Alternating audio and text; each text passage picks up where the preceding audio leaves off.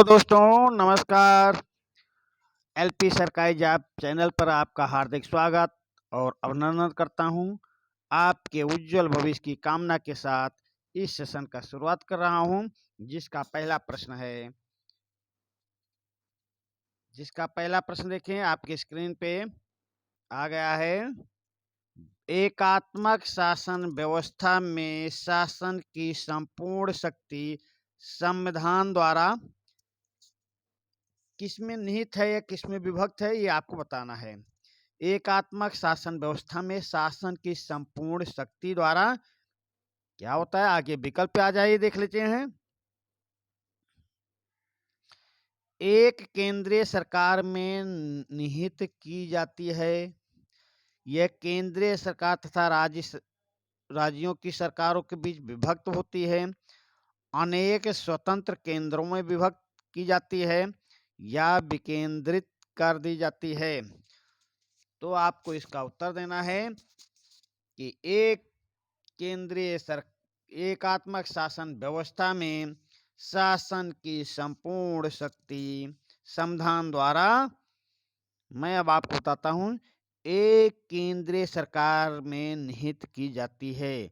एक केंद्रीय सरकार निहित की जाती है एकात्मक शासन व्यवस्था की संपूर्ण शक्ति। तो प्रश्न नंबर 1 का ऑप्शन आपका सही उत्तर होगा। प्रश्न नंबर 2 पे आ जाएं। प्रश्न नंबर 2 देख लें भाई।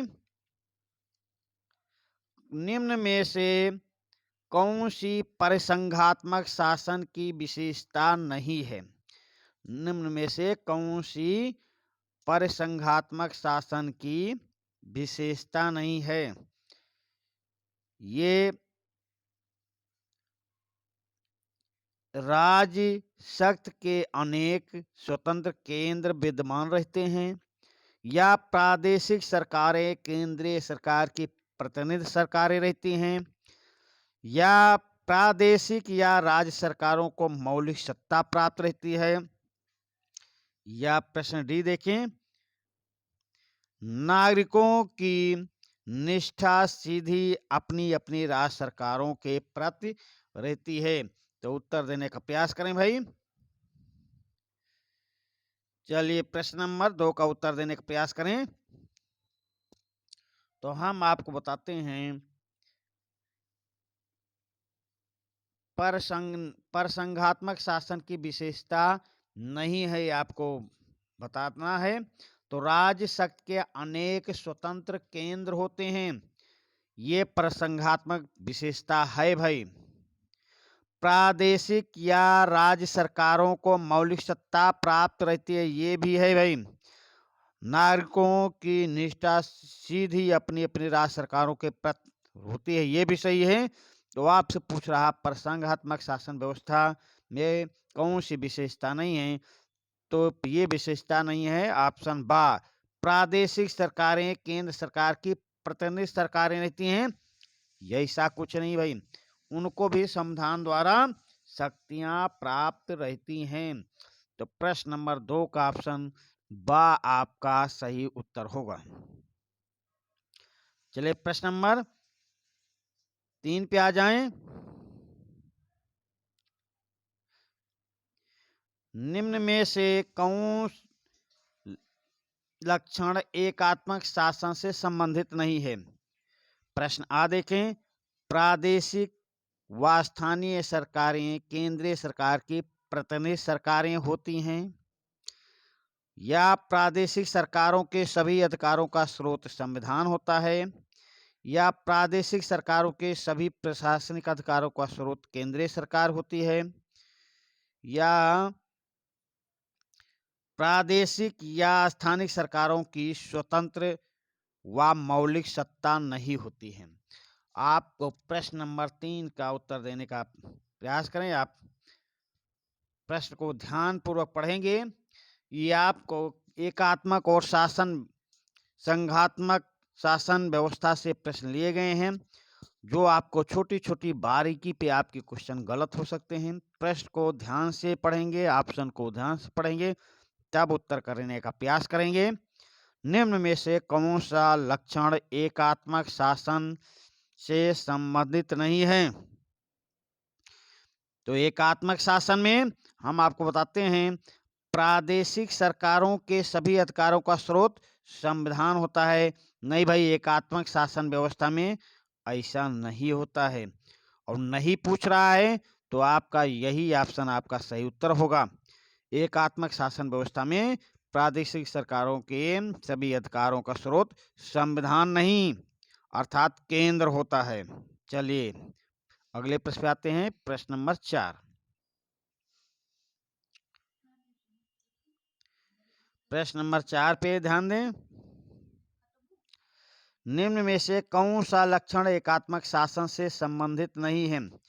एकात्मक शासन से कौन सा लक्षण संबंधित नहीं है? शक्त का विभाजन नहीं होता। हाँ भाई, शक्त का एकात्मक में विभाजन नहीं होता है। समस्त देश के लिए एक कार्यपालिका, एक विधायिका और एक न्यायपालिका होती है, ये भी सही होता है। प्रशासनिक इकाइयां स्वायत्तता संपन्न होती नहीं भाई, एकात्मक शासन में प्रशासनिक इकाइयां स्वायत्तता संपन्न नहीं होती। तो आपका यही ऑप्शन आपका सही उत्तर होगा।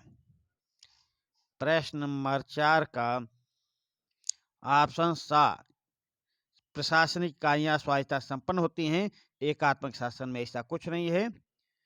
आपका प्रश्न नंबर 4 का सा ऑप्शन आपका सही उत्तर होगा। प्रशासनिक इकाइयों की सत्ता संविधान प्रदत्त अथवा मौलिक नहीं होती। हाँ, ये सब सख्त विभाजन नहीं होता। समस्त देश के लिए एक कार्यपालिका, एक विधायिका और एक न्यायपालिका होती है। प्रशासनिक इकाइयों की सत्ता संविधान प्रदत्त अथवा मौलिक प्रदत्त नहीं होती हैं। तो ये सब सही है, उसका लक्षण है। और प्रशासनिक इकाइयां स्वायत्तता संपन्न नहीं होती, ये आपका सही उत्तर होगा। चलिए प्रश्न नंबर 5 पे आ जाएंगे। एकात्मक शासन उन देशों के लिए उपयुक्त है, ऑप्शन देखें, जहां जनसंख्या कम हो, या जिनका आकार छोटा हो, या जिनका आकार विशाल और जनसंख्या अधिक हो, या जहां सभ्यता संस्कृति की एकता पाई जाती हो। तो उत्तर देने का प्रयास करें भाई। एकात्मक शासन उन देशों के लिए अनुपयुक्त है या उपयुक्त नहीं है। तो जहां जनसंख्या कम हो वहां पर भाई उपयुक्त है, जिनका आकार छोटा हो वहां पर भी भाई उपयुक्त हैं, जिनका आकार विशाल और जनसंख्या अधिक हो, यही ऑप्शन आपका गलत उत्तर होगा। जहां जिनका आकार विशाल और जनसंख्या अधिक हो वहां संघात्मक शासन की जरूरत पड़ेगी भाई, संघात्मक शासन की जरूरत पड़ेगी। और जहां सभ्यता संस्कृति की एकता पाई जाती हो, तो ये तीनों जगह तो उपयुक्त है, आ बा और दा में उपयुक्त है, पर सा के लिए संघात्मक शासन व्यवस्था की आवश्यकता पड़ेगी। तो प्रश्न नंबर 5 का ऑप्शन सा आपका सही उत्तर होगा।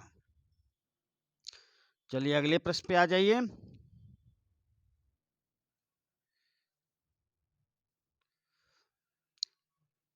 एकात्मक शासन पाया जाता है, आपको इसका उत्तर देना है कि एकात्मक शासन कहाँ पाया जाता है। एकात्मक शासन पाया जाता है, प्रश्न देखें, आ ऑप्शन इंग्लैंड और फ्रांस में, बा अमेरिका और जापान में, सा फ्रांस और भारत और फ्रांस में, दा अमेरिका और कनाडा में। तो एकात्मक शासन कहाँ पाया जाता है, आपको इसका उत्तर देना है। तो चलिए हम बताते हैं। अमेरिका ऐसा देश है जहाँ पे संघात्मक पाया जा रहा है, संघात्मक, और जापान में भी संघात्मक, फ्रांस में भी नहीं, क्योंकि वो फ्रांस में पाया जाता है एकात्मक, तो भारत में संघात्मक है, भारत में भी संघात्मक है। अमेरिका और कनाडा, तो अमेरिका में आपको पहले बता चुका हूँ संघात्मक है, यहाँ भी संघात्मक है। तो आपसे पूछा गया है एकात्मक शासन व्यवस्था पाई जाती है, तो पाई जाते हैं इंग्लैंड और फ्रांस में। आपका ऑप्शन आपका सही उत्तर होगा। चलिए अगले प्रश्न पे आ जाइए। प्रश्न नंबर 7 देख लें। एकात्मक और संघात्मक सरकारों में भेद। आपको बताना है एकात्मक और संघात्मक सरकारों में भेद क्या है। प्रश्न नंबर 7 का उत्तर करने का प्रयास करेंगे। तो सख्त पृथक्करण के सिद्धांत के आधार पर नहीं भाई, इस आधार पर भेद नहीं किया जा सकता है। कार्यपालिका एवं विधायिका के संबंध के आधार पर नहीं भाई, इस आधार पर भी सत्ता का विभाजन किया जाता है। कार्यपालिका और विधायिका के संबंध के आधार पर सरकारों का विभेद नहीं किया जाता है। फिर ऑप्शन सा देखें, सत्ता के क्षेत्रीय विभाजन के आधार पर होता है। सत्ता के क्षेत्रीय विभाजन के आधार पर होता है। तो प्रश्न नंबर 7 का ऑप्शन सा ही आपका सही उत्तर होगा। सत्ता का विभाजन किया जाता है केंद्र और राज्यों के मध्य अवरोध और संतुलन के सिद्धांत के आधार पर। ये भी नहीं भाई, एकात्मक और संघात्मक सरकारों के बीच भेद किया जाता है। ऑप्शन सा, सत्ता के क्षेत्रीय विभाजन के आधार पर। चलिए अगले प्रश्न पे आ जाए। प्रश्न नंबर 8 देखें। प्रश्न नंबर 8 में क्या पूछ रहा है। एकात्मक सरकार से संबंधित नहीं है। एकात्मक सरकार से संबंधित नहीं है। प्रश्न नंबर 8 का उत्तर करने का प्रयास करें। स्थानीय संस्थाएं केंद्र सरकार के प्रतिनिधि के रूप में कार्य करती हैं। केंद्रीय सरकार स्थानीय सरकारों का अधिकार कम या ज्यादा कर सकती है। तो भाई एकात्मक सरकार से ये भी संबंधित है, ये भी संबंधित है। आगे आ जाएं, देखते हैं। केंद्रीय सरकार स्थानीय संस्थाओं का निर्माण कर सकती है, ये भी संबंधित है। स्थानीय संस्थाओं का केंद्रीय सरकार से अलग अस्तित्व होता है, ऐसा कुछ नहीं है। एकात्मक सरकार में स्थानीय संस्थाओं का कोई महत्व नहीं है, जो केंद्र सरकार पर निर्भर होती हैं। स्थानीय संस्थाओं का केंद्रीय सरकार से अलग अस्तित्व हो सकता है। कहाँ पे?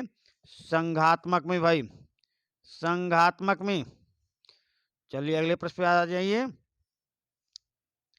प्रश्न नंबर 9, परिसंघ का लक्षण नहीं है। परिसंघ का लक्षण नहीं है। प्रश्न नंबर 9 का उत्तर करने का प्रयास करें। तो परिसंघ के सदस्य राज्य स्वतंत्र तथा संप्रभु होते हैं। परिसंघ के लक्षण नहीं है, तो आपको बताना है परिसंघ के सदस्य राज्य स्वतंत्र तथा संप्रभु होते हैं। ये तो भाई सही है।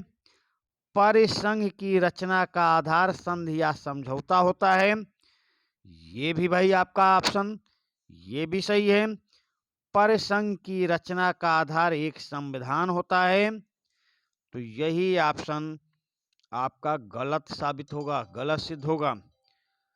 परिसंघ के सदस्यों में युद्ध छिड़ जाए तो अंतरराष्ट्रीय युद्ध होगा, ये भी भाई सही है। तो परिसंघ का लक्षण कौन सा नहीं? परिसंघ की रचना का आधार एक संविधान होता है, ऐसा कुछ नहीं, ये लक्षण नहीं है। यही आपका सही उत्तर होगा। प्रश्न नंबर 9 का ऑप्शन सा आपका सही उत्तर होगा, क्योंकि परिसंघ के सदस्य राज्य स्वतंत्र तथा संप्रभु होते हैं। परिसंघ की रचना का आधार संधि या समझौता होता है। परिसंघ के सदस्यों में युद्ध छिड़ जाए तो अंतरराष्ट्रीय युद्ध होगा, ये सभी लक्षण हैं। चलिए अगले प्रश्न पे आ जाइए।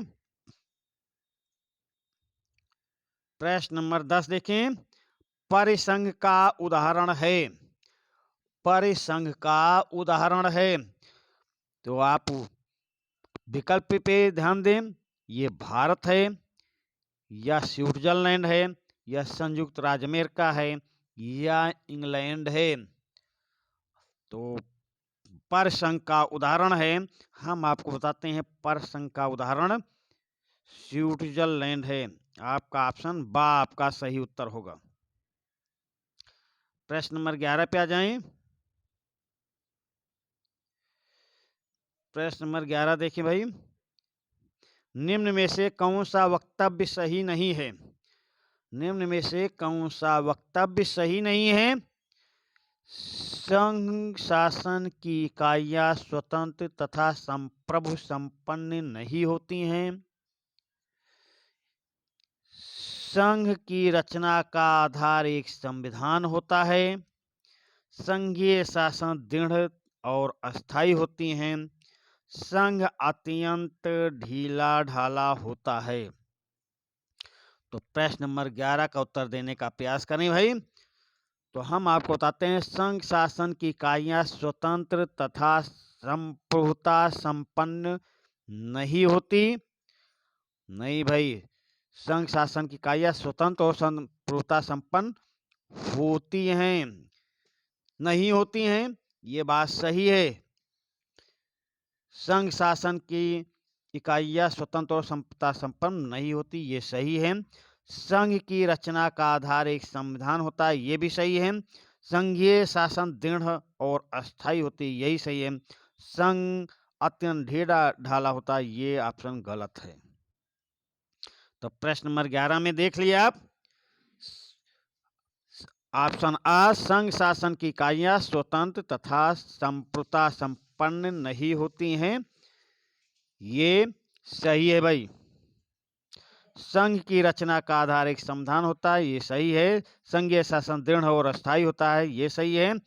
संघ अत्यंत ढीला ढाला होता है, यही गलत है। यही ऑप्शन आपका सही उत्तर होगा। चलिए प्रश्न नंबर 12 पे आ जाएं। संघीय व्यवस्था का सबसे महत्वपूर्ण लक्षण क्या है? संघीय व्यवस्था का सबसे महत्वपूर्ण लक्षण क्या है? लिखित संविधान, सर्वोच्च न्यायालय, शक्तियों और सत्ता का सामान्य सरकार तथा राज्य सरकारों के मध्य वितरण, या उच्च सदन में घटक राज्यों का समान प्रतिनिधित्व।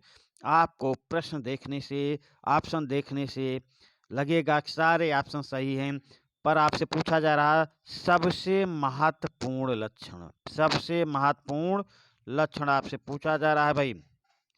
तो सबसे महत्वपूर्ण लक्षण क्या है? शक्तियों और सत्ता का सामान्य सरकार तथा राज्य सरकारों के मध्य वितरण संघीय व्यवस्था का सबसे महत्वपूर्ण लक्षण है।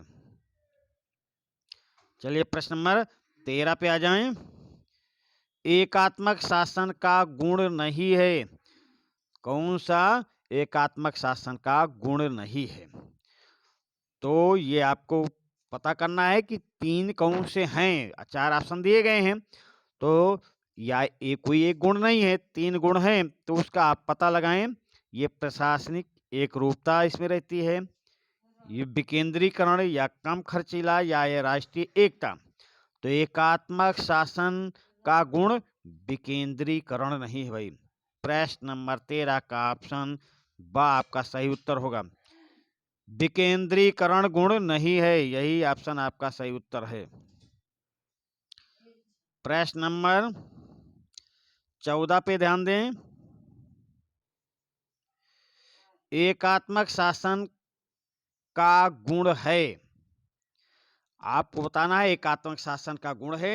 इसमें 4 ऑप्शन दिए गए हैं, तो इसका मतलब है कि कोई 3 ऑप्शन जो हैं वो गुण नहीं है, एक ही कोई गुण होगा।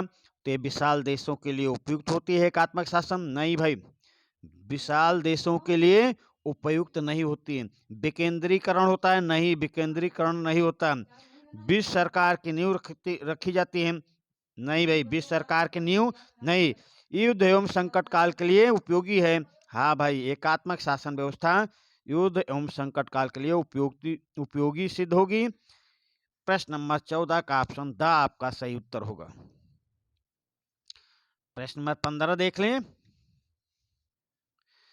एकात्मक शासन का दोष नहीं है, एकात्मक शासन का दोष नहीं है, तो विशाल देशों के लिए अव्यवहारिक दोष है भाई। अत्यधिक केंद्रीकरण होता है, ये भी दोष है। अस्थानीय पहल का दमन होता है, ये भी दोष है। सुदृढ़ विदेश नीति, हाँ भाई, सुदृढ़ विदेश नीति ये एकात्मक शासन व्यवस्था का दोष नहीं, गुण है। एकात्मक शासन व्यवस्था में सुदृढ़ विदेश नीति ली जा सकती है। ऑप्शन द आपका सही उत्तर होगा। प्रश्न नंबर 16 देख लें। यूरोपीय आर्थिक समुदाय या यूरोपियन कॉमन मार्केट एक उदाहरण है। प्रश्न नंबर 16 का उत्तर करने का प्रयास करें। तो ये संघ का उदाहरण है या परसंघ का उदाहरण है या एकात्मक शासन का उदाहरण है या इनमें से किसी का नहीं।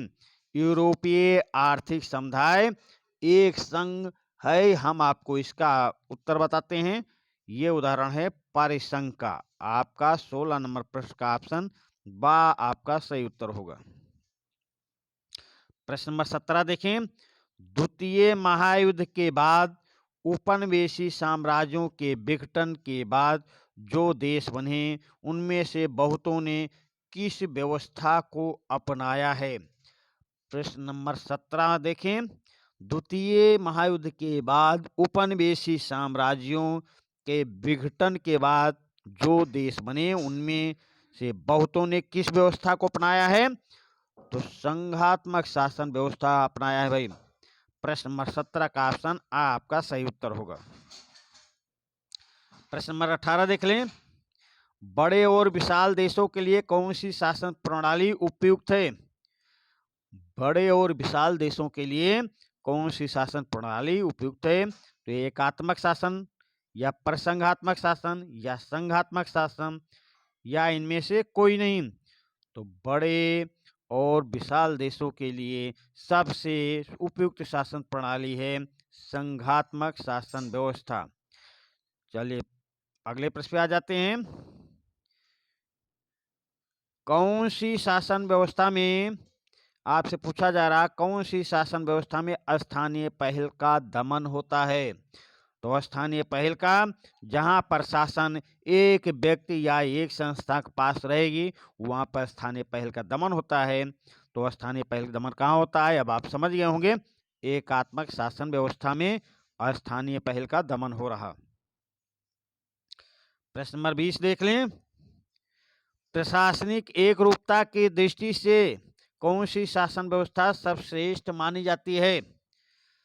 तो प्रशासनिक एक रूपता की दृष्टि भाई पूछ रहा है। तो इसमें संघात्मक या परसंघात्मक या एकात्मक या संसदात्मक। तो प्रशासनिक एक रूपता की दृष्टि से सर्वश्रेष्ठ शासन व्यवस्था एकात्मक शासन व्यवस्था है और यही ऑप्शन आपका सही उत्तर होगा। चलिए अगले प्रश्न पे आ जाइए।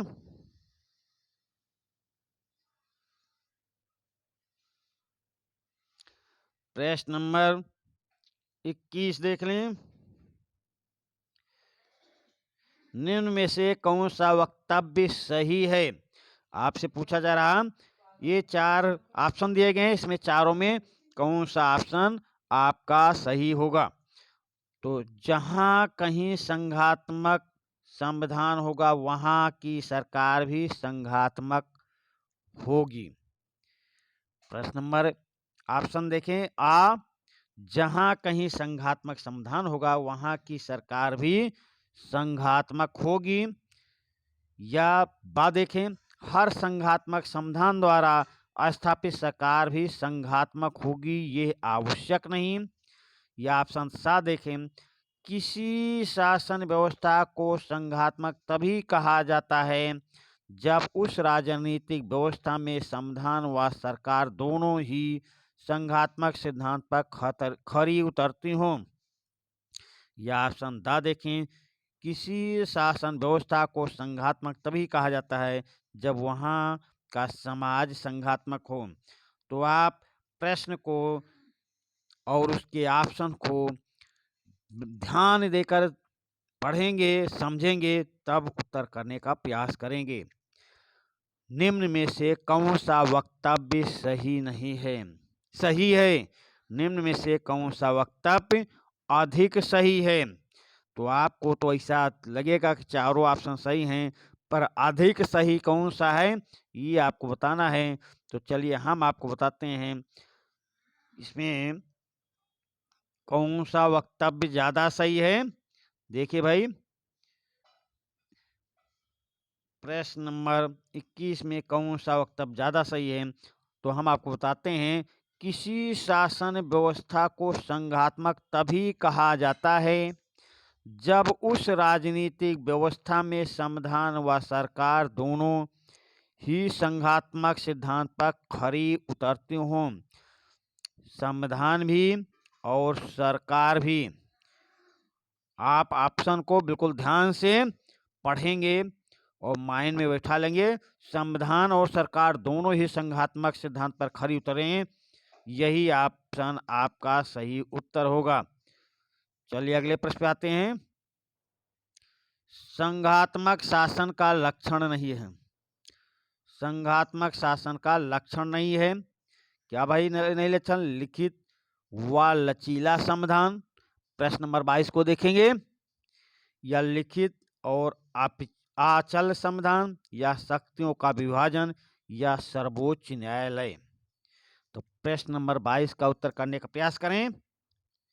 प्रश्न नंबर 22, तो इसमें लिखित और अचल संविधान ये लक्षण है, शक्तियों का विभाजन लक्षण है, सर्वोच्च न्यायालय है, पर लिखित व लचीला संविधान नहीं। लचीला संविधान संघात्मक शासन व्यवस्था के लिए उपयुक्त नहीं है, यही ऑप्शन आपका सही उत्तर होगा। चलिए अगले प्रश्न पे आ जाते हैं।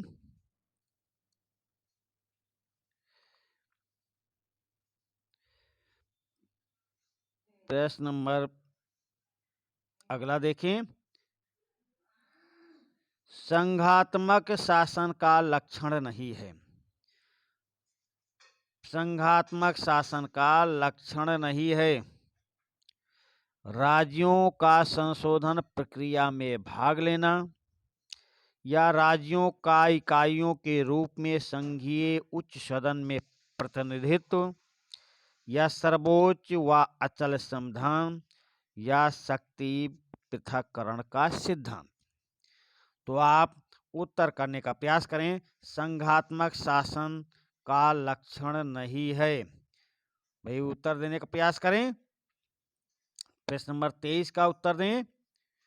तो प्रश्न नंबर 23 का चलिए हम आपको उत्तर बताते हैं। शक्ति पृथक्करण का सिद्धांत ये संघात्मक शासन का लक्षण नहीं है। राज्यों का संशोधन प्रक्रिया में भाग लेना है, राज्यों का इकाइयों के रूप में संघीय उच्च सदन में प्रतिनिधित्व है, सर्वोच्च व अचल संविधान है। तो प्रश्न नंबर 23 का ऑप्शन द आपका सही उत्तर होगा, शक्ति पृथक्करण। चलिए अगले प्रश्न पे आते हैं। प्रश्न नंबर 24, संघात्मक शासन के उदाहरण हैं। संघात्मक शासन का उदाहरण है, आपको इसका उत्तर बताना है। क्या उदाहरण है? तो ये भारत, अमेरिका एवं जापान है, या इंग्लैंड, कनाडा एवं जापान है, या भारत, कनाडा एवं ऑस्ट्रेलिया है, या कनाडा, स्विट्जरलैंड एवं जापान है। प्रश्न नंबर 24 का उत्तर देने का प्रयास करें। तो संघात्मक शासन, भाई यहाँ पे आप देखेंगे तो भारत और अमेरिका में संघात्मक है, जापान में नहीं है भाई। यहाँ इंग्लैंड में संघात्मक नहीं है, जापान में नहीं है। सा में देखेंगे तो भारत में भी संघात्मक है, कनाडा में भी है, ऑस्ट्रेलिया में भी है, और यहाँ जापान में नहीं है। तो आपका ऑप्शन ए कट गया, आपका ऑप्शन बी कट गया, आपका ऑप्शन द कट गया। तो क्या आपका ऑप्शन सही उत्तर बचा? ऑप्शन सा। प्रश्न नंबर 24 का संघात्मक शासन का उदाहरण है भारत, कनाडा एवं ऑस्ट्रेलिया, यही ऑप्शन आपका सही उत्तर होगा। चलिए प्रश्न नंबर 25 देख लें। फेडरल गवर्नमेंट किसकी कृति है? प्रश्न नंबर 25 देखेंगे। फेडरल गवर्नमेंट किसकी कृति है? गार्नर की पुस्तक है, या केसी हुइयर की, या प्लेटो की, या लास्की की। प्रश्न नंबर 25 का उत्तर देने का प्रयास करें। फेडरल गवर्नमेंट किसकी कृति है? तो हम आपको बताते हैं, फेडरल गवर्नमेंट केसी हुइयर की कृति है, केसी हुइयर। प्रश्न नंबर 25 का ऑप्शन बा आपका सही उत्तर होगा। प्रश्न नंबर 26 देखें। आधुनिक संघीय व्यवस्था में केंद्र को शक्तिशाली बनाने के लिए उत्तरदायी कारक क्या है? तो उत्तरदायी कारक क्या स्थानीय राजनीति है, या अंतर्राष्ट्रीय राजनीति, या राष्ट्रीय राजनीति, या चुनावी राजनीति? प्रश्न नंबर 26 का उत्तर देने का प्रयास करें। तो आधुनिक समय में अंतर्राष्ट्रीय राजनीति के द्वारा ही केंद्र शक्तिशाली बन रहा है। आपका ऑप्शन 26 का बा ऑप्शन आपका सही उत्तर होगा। अंतर्राष्ट्रीय राजनीति के कारण केंद्र शक्तिशाली हो रहा है। प्रश्न नंबर 27 देखें। आधुनिक संघीय व्यवस्था में केंद्र को शक्तिशाली बनाने के लिए उत्तरदायी कारक नहीं है। अभी पूछा गया था किस कारण शक्तिशाली बन रहा है, अब पूछा जा रहा है आपसे कि कौन सा उत्तरदायी कारक नहीं है जिससे केंद्र शक्तिशाली बन जाए। तो प्रश्न नंबर 27 का उत्तर देने का प्रयास करें। तो युद्ध राजनीति, ये भाई इससे शक्तिशाली केंद्र बनेगा। दल राजनीति से भी शक्तिशाली बनेगा। टेक्नो राजनीति से भी केंद्र शक्तिशाली बनेगा। तो आप प्रश्न नंबर 27 में दल बदल की राजनीति से केंद्र शक्तिशाली नहीं बनेगा, यही ऑप्शन आपका सही उत्तर होगा। प्रश्न नंबर 27 का सही ऑप्शन द आपका सही उत्तर होगा। चलिए प्रश्न नंबर 28 देखें। सभी संघीय शासनों में एक सामान्य प्रवृत्ति दिखाई देती है, वो कौन सी प्रवृत्ति है उसका आपको पता लगाना है। सभी संघीय शासनों में एक सामान्य प्रवृत्ति दिखाई देती है, तो ये केंद्रीयकरण की प्रवृत्ति है, या विकेंद्रीकरण की प्रवृत्ति है, या सहकारिता की प्रवृत्ति है, या अस्थिरता की प्रवृत्ति है? तो सभी संघीय शासनों में सामान्य प्रवृत्ति दिखाई देती है केंद्रीयकरण की। आपका प्रश्न नंबर 28 का ऑप्शन आपका सही उत्तर होगा। केंद्रीयकरण की प्रवृत्ति सभी संघीय शासनों में दिखाई देती है। चलिए अगले प्रश्न पे आ जाइए। प्रश्न नंबर 29। केंद्रीय सरकार के शक्तिशाली बनने का कारण क्या है? केंद्रीय शक्तिशाली बनने का कारण क्या है? क्या आतंकवाद है, या सामाजिक परिवर्तन व विकास की बाध्यताएं हैं, या हिंसा है, या इनमें से कोई नहीं? तो केंद्रीय सरकार क्यों शक्तिशाली बन रही है आपको ये बताना है। तो ये है भाई ऑप्शन बा में देखें, सामाजिक परिवर्तन व विकास की बाध्यताएं के द्वारा केंद्र शक्तिशाली बन रहा है। चलिए अगले प्रश्न पे आ जाइए। प्रश्न नंबर 30 देखें। संघीय शासनों में केंद्रीयकरण की प्रवृत्ति का कारण नहीं है। यहाँ पूछा जा रहा है किस कारण से संघीय शासन में केंद्रीयकरण किस कारण से नहीं होता है। प्रश्न नंबर 30 का उत्तर देने का प्रयास करें। तो युद्ध से केंद्रीयकरण होगा भाई, इससे तो केंद्रीयकरण होगा। बा से आर्थिक उतार चढ़ाव नहीं, आर्थिक उतार चढ़ाव से कोई फर्क केंद्रीयकरण के पे नहीं पड़ेगा। आर्थिक उतार चढ़ाव से केंद्रीयकरण की प्रवृत्ति नहीं दिखाई देगी। सामाजिक सेवाओं का विस्तार से केंद्रीयकरण होगा। पंचायती राज नहीं भाई, ये सब कुछ नहीं। प्रश्न नंबर 30 पे आप बार ऑप्शन देखें, संघीय शासनों में केंद्रीयकरण की प्रवृत्ति का कारण नहीं है आर्थिक उतार चढ़ाव। प्रश्न नंबर 30 में संघीय शासनों में केंद्रीयकरण की प्रवृत्ति का कारक नहीं है। तो एक केंद्रीयकरण किस कारण नहीं होता है? तो ये आर्थिक उतार चढ़ाव के कारण केंद्रीयकरण की प्रवृत्ति नहीं पाई जाती है। फिर से इस प्रश्न को देखें, ये प्रश्न कहीं पे गड़बड़ आपको लग रहा है। संघीय शासनों में केंद्रीयकरण की प्रवृत्ति का कारक नहीं है, तो युद्ध के कारण होता है, आर्थिक उतार चढ़ाव कारण भी होता है, सामाजिक सेवाओं का विस्तार के कारण भी होता है, पर पंचायती राज के कारण नहीं होता है। आपका ऑप्शन प्रश्न नंबर 30 का ऑप्शन दा पे सही का निशान लगाएंगे भाई। आपका ऑप्शन 30 का द ऑप्शन आपका सही उत्तर होगा। द आ सा, ये आपके ऑप्शन सही नहीं होंगे। पंचायती राज। चलिए अगले प्रश्न पे आ जाइए। संघात्मक शासन की विशेषता नहीं है। संघात्मक शासन की विशेषता नहीं है, क्या नहीं है भाई? दोहरी सरकार, या शासन शक्तियों का बंटवारा, या शक्तियों का पृथक्करण, या लिखित संविधान। तो शक्तियों का पृथक्करण ये अध्यक्षात्मक शासन व्यवस्था का उदाहरण है। दोहरी सरकार, दोहरी सरकार संघात्मक शासन व्यवस्था का उदाहरण है।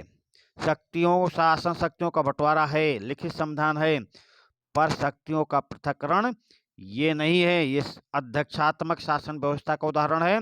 और यही ऑप्शन आपका सही उत्तर होगा। 31 नंबर प्रश्न का ऑप्शन सा सही उत्तर होगा। प्रश्न नंबर 32 देख लें। संघात्मक शासन का गौड़ लक्षण। संघात्मक शासन का गौड़ लक्षण कौन है? तो लिखित एवं सर्वोच्च संविधान तो होना बहुत ही आवश्यक है संघात्मक शासन में। शक्तियों का बंटवारा भी बहुत आवश्यक है, और राज्यों के मध्य या केंद्र और राज्य के मध्य टकराव होने पर भी सर्वोच्च न्यायालय आवश्यक है। पर दोहरी नागरिकता ये गौड़ लक्षण है भाई, और यही ऑप्शन आपका सही उत्तर होगा। प्रश्न नंबर 32 का सही ऑप्शन आपका सा होगा, दोहरी नागरिकता। चलिए प्रश्न नंबर 33 पे आ जाएं। संघात्मक शासन का गुण नहीं है।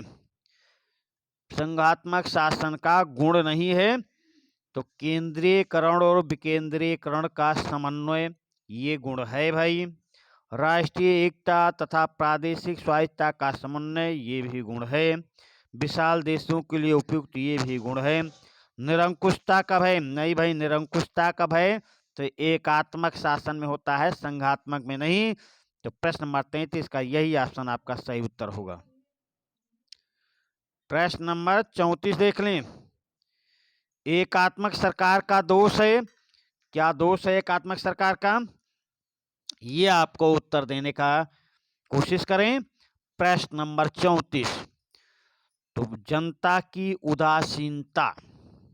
एकात्मक सरकार का दोष है प्रशासनिक एकरूपता, लचीला शासन, कुशल एवं सुदृढ़ शासन। तो प्रश्न नंबर 34 देखें, तो एकात्मक सरकार का प्रमुख दोष है जनता की उदासीनता, इसमें रहती है जनता की उदासीनता। यही ऑप्शन आपका सही उत्तर होगा। प्रश्न नंबर 34 का ऑप्शन आ आपका सही उत्तर होगा। प्रश्न नंबर 35 पे जाएं। संघात्मक शासन का प्रमुख दोष। संघात्मक शासन का प्रमुख दोष क्या है? कमजोर शासन, या केंद्र और राज्यों में संघर्ष, या अकुशल शासन, या कठोर शासन। तो संघात्मक शासन का प्रमुख दोष पूछ रहा भाई, प्रमुख दोष पूछ रहा है।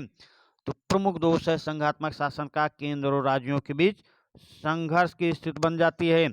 प्रश्न नंबर 35 का ऑप्शन बा आपका सही उत्तर होगा। प्रश्न नंबर 36 देख लें। संघ निर्माण हेतु आवश्यक शर्त नहीं है।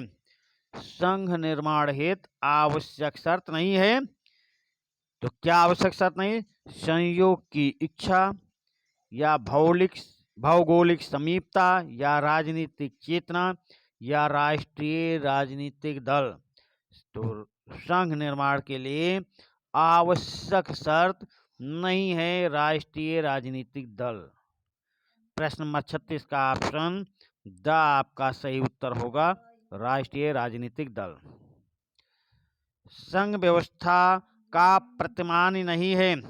संघ व्यवस्था का प्रतिमान नहीं है, तो क्या नहीं भाई? सहकारी संघवाद, या विकेंद्रित संघवाद, या एकात्मक संघवाद, या सौदेबाजी वाला संघवाद।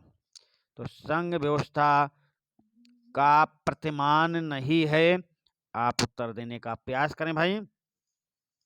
तो प्रश्न नंबर 37 का ऑप्शन आपका सा सही होगा भाई, एकात्मक संघवाद।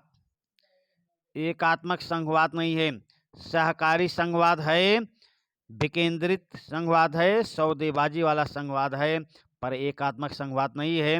यही 37 नंबर प्रश्न का यही ऑप्शन आपका सही उत्तर होगा। प्रश्न नंबर 38 पे आ जाइए। साधारणतः संघवाद जब सफल होता है, एकात्मक शासन की दिशा में एक चरण होता है। प्रश्न नंबर 38 का उत्तर देने का प्रयास करें। किसने कहा है ये कि साधारणतः संघवाद जब सफल होता है तो एकात्मक शासन की दिशा में एक चरण होता है? प्रश्न नंबर 38 का उत्तर देने का प्रयास करें भाई। तो ऐसा विचार देने वाले, ऐसा कथन कहने वाले भाई डायसी महोदय हैं। डायसी महोदय ने कहा साधारणतः संघवाद जब सफल होता है तो एकात्मक शासन की दिशा में एक चरण होता है। प्रश्न नंबर 38 का ऑप्शन आपका सही उत्तर होगा। प्रश्न नंबर 39 देख ले भाई। प्रश्न नंबर 39 देखें।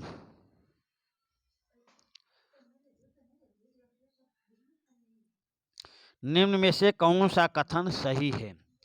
निम्न में से कौन सा कथन सही है? संघीय संविधान के संशोधन की किसी भी प्रक्रिया में इकाइयों की सुस्पष्ट भागीदारी आवश्यक मानी जाती है। या ऑप्शन बी देखें, एकात्मक संविधान के संशोधन की किसी भी प्रक्रिया में इकाइयों की सुस्पष्ट भागीदारी मानी जाती है। नहीं भाई, एकात्मक शासन में तो इकाइयों को कोई महत्व नहीं, पर संघात्मक शासन के संविधान में संशोधन की किसी भी प्रक्रिया में इकाइयों की सुस्पष्ट भागीदारी आवश्यक मानी जाती है। भाई ये भी गलत है,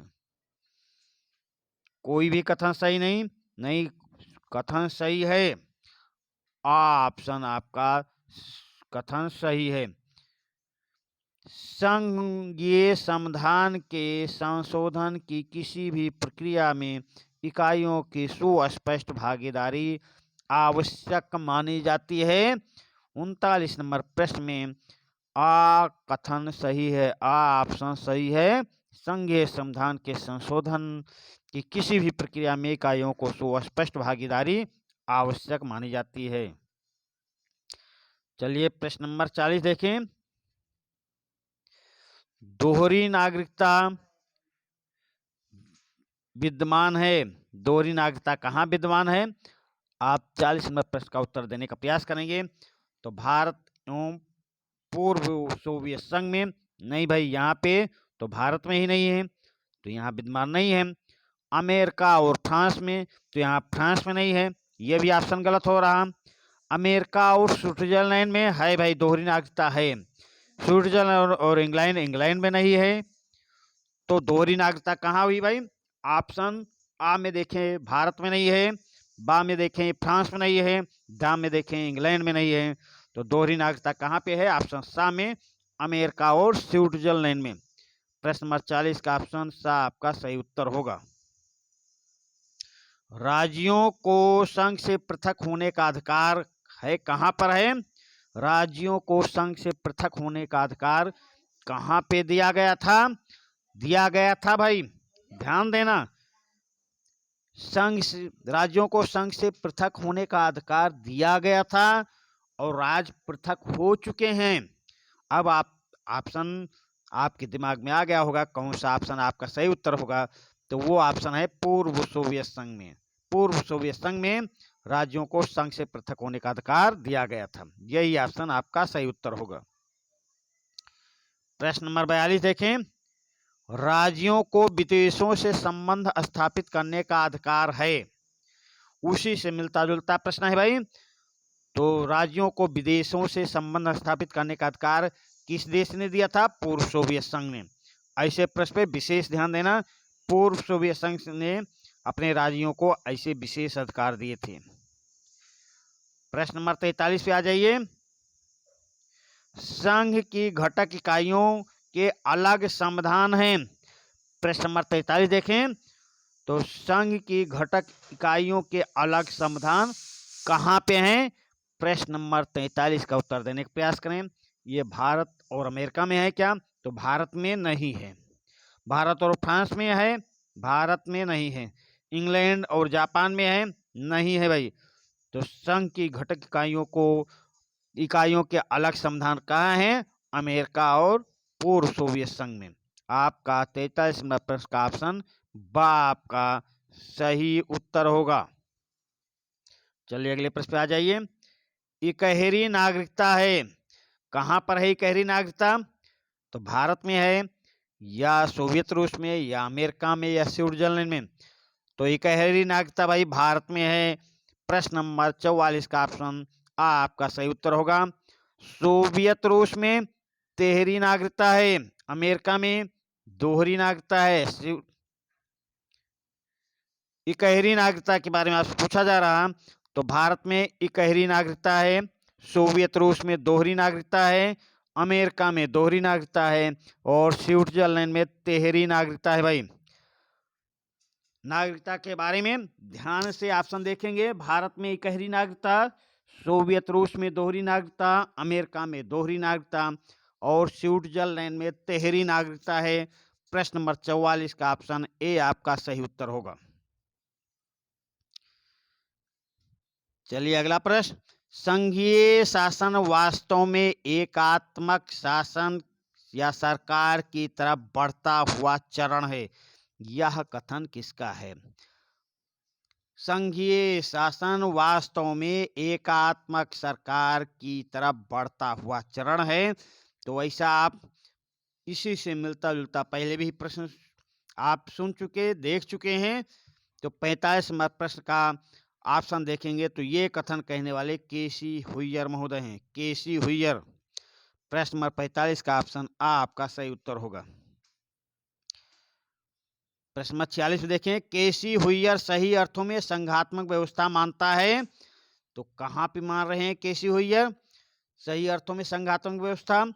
तो सही अर्थों में ये मानते हैं अमेरिका में, कनाडा में, ऑस्ट्रेलिया में। केसी हुइयर सही अर्थों में संघात्मक व्यवस्था अमेरिका, कनाडा, ऑस्ट्रेलिया में मानते हैं। आपका ऑप्शन आ आपका सही उत्तर होगा। चलिए अगले प्रश्न पे आ जाते हैं। निम्न देशों में संघ निर्माण से पूर्व संघ था। निम्न देशों में संघ निर्माण से पूर्व वो देश परसंघ था। ये आपको उत्तर देना है भाई। ये ऐसा व्यवस्था कहां पे था? तो उत्तर देने का प्रयास करें भाई। निम्न देशों में संघ निर्माण से पूर्व संघ था, कहां पे था? 47 नंबर प्रश्न का उत्तर दें भाई। तो ये भारत एवं कनाडा में था। नहीं भाई, यहाँ पे नहीं था। ऑस्ट्रेलिया एवं कनाडा में था। नहीं भाई, ये भी गलत है। अमेरिका और भारत भी गलत है। तो संघ निर्माण से पूर्व ये परसंघ था, अमेरिका और स्विट्जरलैंड में।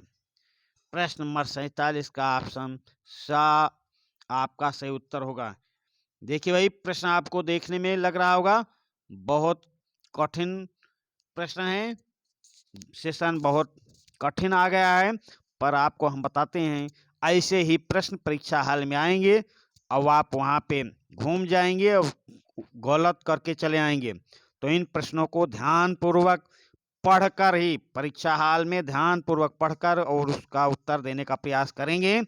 इसीलिए हम आपके लिए ऐसे प्रश्न ला रहे हैं जो परीक्षा हाल में हूबहू आपसे पूछे जाने वाले हैं।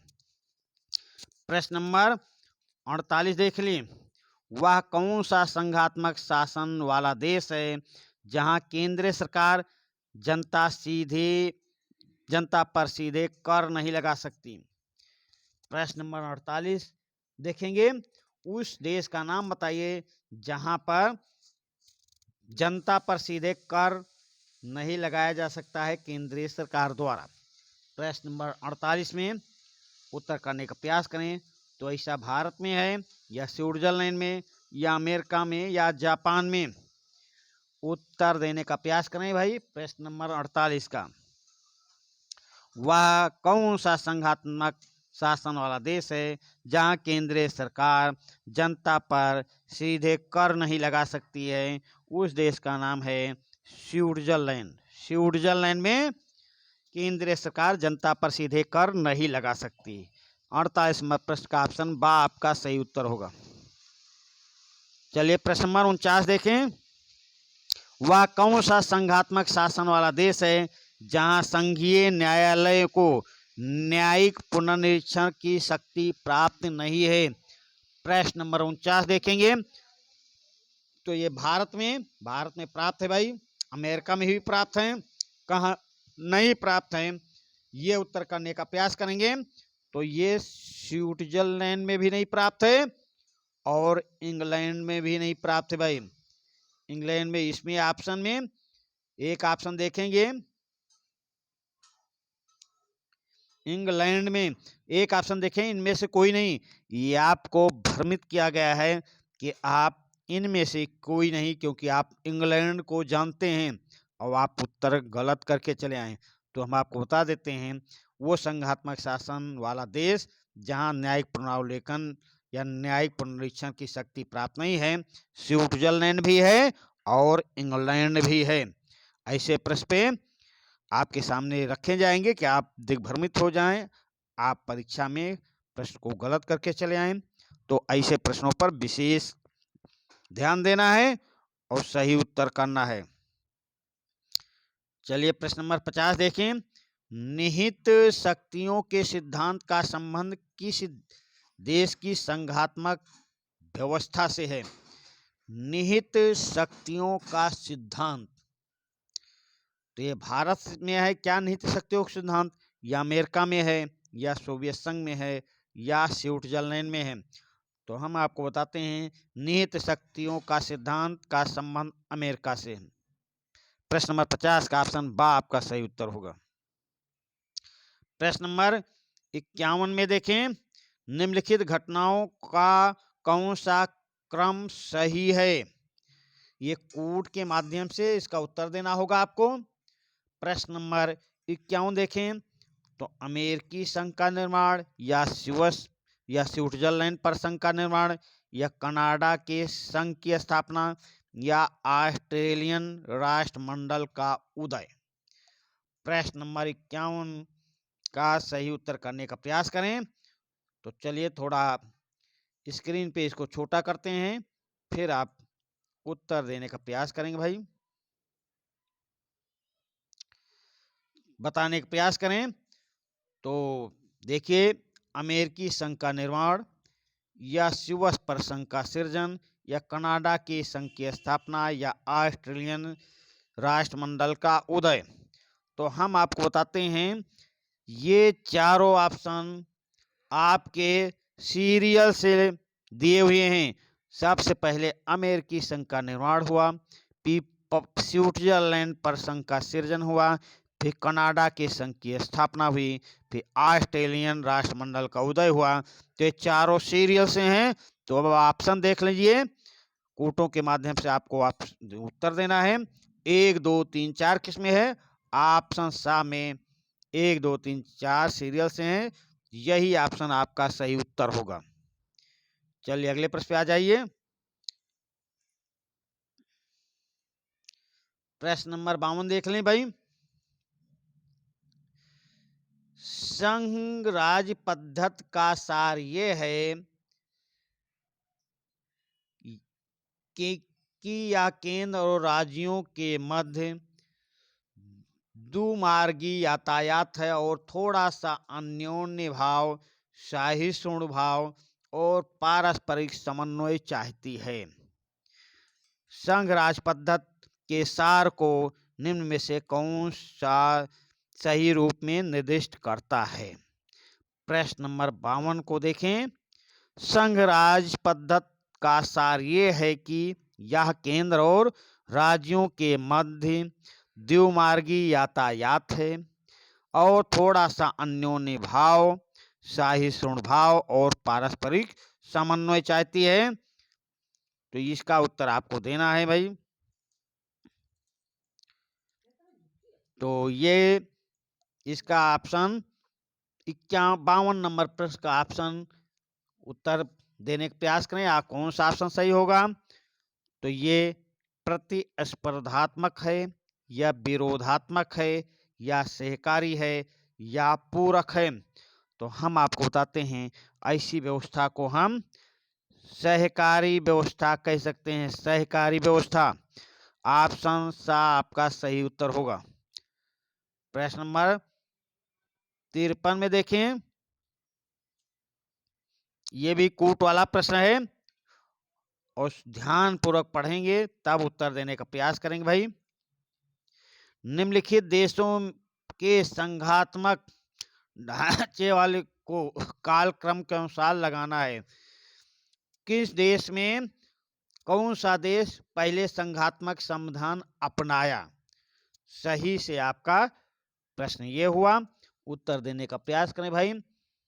तो अभी ऐसा ही प्रश्न, सेम प्रश्न आया था, तो हम आपको बताते हैं। सबसे पहले संयुक्त राज्य अमेरिका 1 नंबर पे, फिर स्विट्जरलैंड 2 नंबर पे, फिर 3 नंबर पे कनाडा, फिर 4 पे ऑस्ट्रेलिया।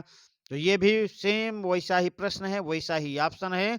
तो वही आपको ऑप्शन ढूंढना है 1 2 3 4 किस कूट में है, तो ये ऑप्शन सा में है। तो ऑप्शन सा आपका सही उत्तर होगा। चलिए अगले प्रश्न पे आ जाइए। ये भी वही कूट वाला प्रश्न है, ध्यान देना। प्रश्न नंबर 54, कूट के माध्यम से इसका उत्तर देना है आपको। निम्नलिखित में से कौन सा या कौन से रूप अथवा व्यवस्था एकात्मक व्यवस्था से मेल खाती है? एकात्मक व्यवस्था से मेल खाने वाली व्यवस्था को आपको बताना है। तो ये अध्यक्षात्मक शासन प्रणाली है या संसदीय शासन प्रणाली है या न्यायिक पुनरावलोकन की व्यवस्था है? तो प्रश्न नंबर 54 का उत्तर देने का प्रयास करें भाई।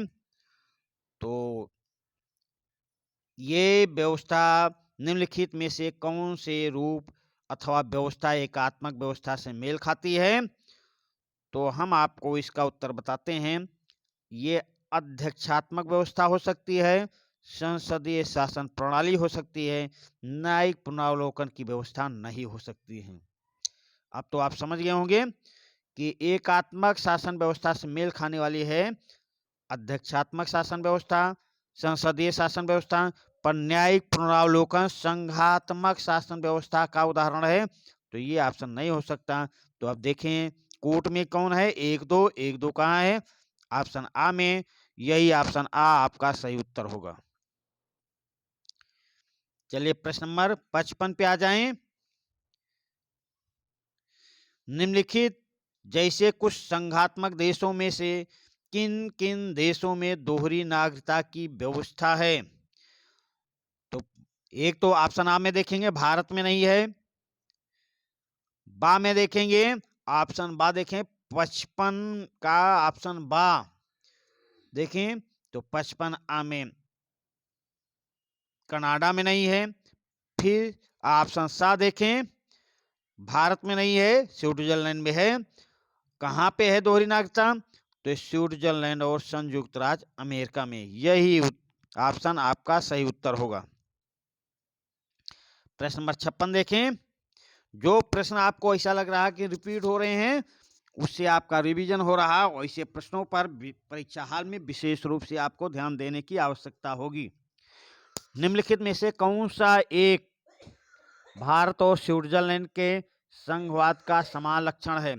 आपसे पूछा जा रहा, भारत और स्विट्जरलैंड में दोनों देशों में संघवाद का समान लक्षण कौन सा है?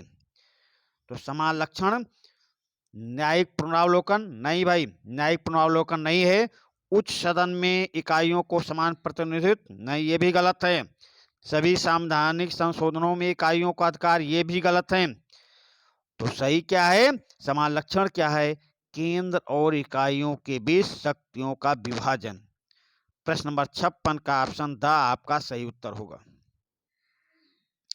डाइसी के अनुसार एक संघात्मक शासन में, प्रश्न नंबर 57 देख लें। डाइसी के अनुसार एक संघात्मक शासन में दोहरी सरकार होनी चाहिए। हाँ भाई, इन्होंने तो कहा था कि एक संघात्मक शासन व्यवस्था में दोहरी सरकार होनी चाहिए। यही ऑप्शन आपका सही उत्तर होगा, दोहरी सरकार होनी चाहिए। ये ऑप्शन आपके गलत हैं। दोहरी सरकार। प्रश्न नंबर 57 का ऑप्शन आ आपका सही उत्तर होगा। फेडरल गवर्नमेंट कृति के लेखक कौन हैं? तो लॉर्ड ब्राइस हैं, या डाइसी हैं, या केसी हुइयर हैं, या बेजहार्ट हैं। प्रश्न नंबर 58 का उत्तर देने का प्रयास करें। तो फेडरल गवर्नमेंट पुस्तक के लेखक केसी हुइयर हैं। आप ऐसा ही प्रश्न भी पहले आ चुका है, केसी हुइयर। चलिए प्रश्न नंबर 59 देख लें। प्रश्न नंबर 59 में भाई क्या दिया गया है? उन देशों में संघात्मक शासन प्रणाली अपनाई गई जहां निम्नलिखित 3 लक्षण आमतौर पर पाए जाते हैं। आपसे पूछा जा रहा है संघात्मक शासन प्रणाली वहीं अपनाई गई है जहां पर 3 लक्षण आमतौर से देखने को मिले हैं। ये क्या है भाई? आप लक्षण तो विशाल क्षेत्र हो, या सामाजिक सांस्कृतिक विविधता हो, या विशाल जनसंख्या हो।